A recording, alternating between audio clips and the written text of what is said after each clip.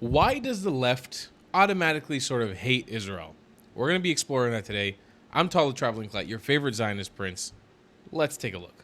I've moved around the Los Angeles arts world for decades. There are plenty of Jews here, and most of them are progressives. This has always been the case. 25 years ago, when you saw your Jewish friends at a cocktail party, they would be excited about their upcoming or just completed trip to Israel. There was a palpable pride in that scrappy little country.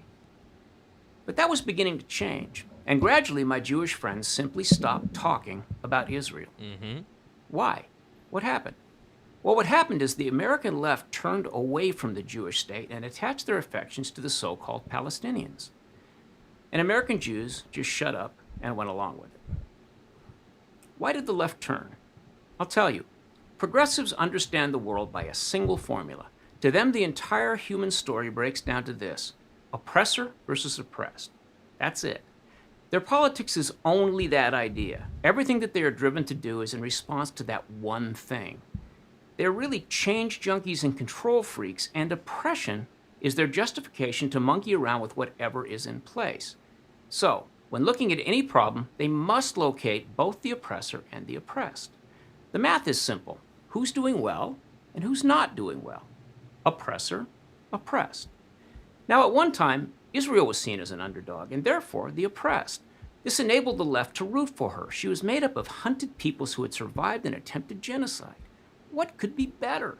And early on, Israel was moving toward a socialist model. Meanwhile, in our universities, a radical professor named Howard Zinn was turning U.S. history on its head. What we'd seen as a country of tough, hard-headed pioneers was being recast as an oppressor nation. And the indigenous peoples who were supplanted by our ancestors were cast as the oppressed. Progressives longed to go back in time and rescue those noble primitives from, well, us. But they couldn't go back in time, so they just hated the white man as best they could while wearing stylish French jackets and making dream catchers. And over there in the Middle East, Israel was losing interest in being a socialist communal underdog. They morphed into a nation of badasses. They fought off every attack and in their spare time built the freest, most forward-looking country in the region. And they did it with capitalism and military might. In a sense, they turned into America Junior, a group of advanced Westerners taming a wild frontier. And so, in the minds of progressives, the Palestinians became the indigenous peoples, the First Nation peoples. They became, well, the Indians. This was just what the left was looking for. Cowboys and Indians in real time. Oh, goody. And so the progressives switched sides, and they have hated Israel ever since. In exactly the way and for exactly the reasons they hate America.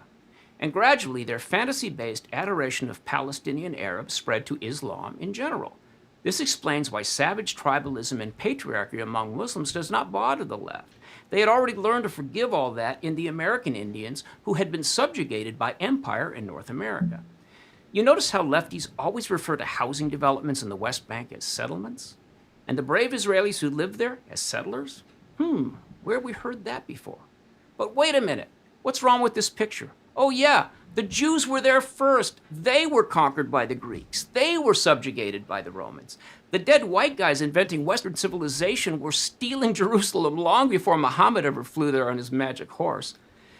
Palestine was the Roman province of Palestina, which Emperor Hadrian established in 135 AD to drive the Jews out once and for all. This makes them the indigenous peoples who were displaced by imperialist greed. The Israelis are the Indians. So maybe I need to call some of my Jewish friends and tell them it's okay to stop hating Israel. All right. Wow. This was a rough one. I gotta be honest with you. His intentions are good, but his characterization is not 100%. I gotta be honest, especially when he says this. In a sense, they turned into America Junior, a group of advanced Westerners taming a wild frontier. And so, in the minds of progressives, the Palestinians became the indigenous peoples. Listen, we did not become America Junior. We should not be called or classified as America Junior. We're also not a group of advanced Westerners. I'm a Hooga Booga caveman. I'm a descendant of Hooga Booga cave people. We are not advanced Westerners. We are what the West built its foundations on, but we are a Middle Eastern people.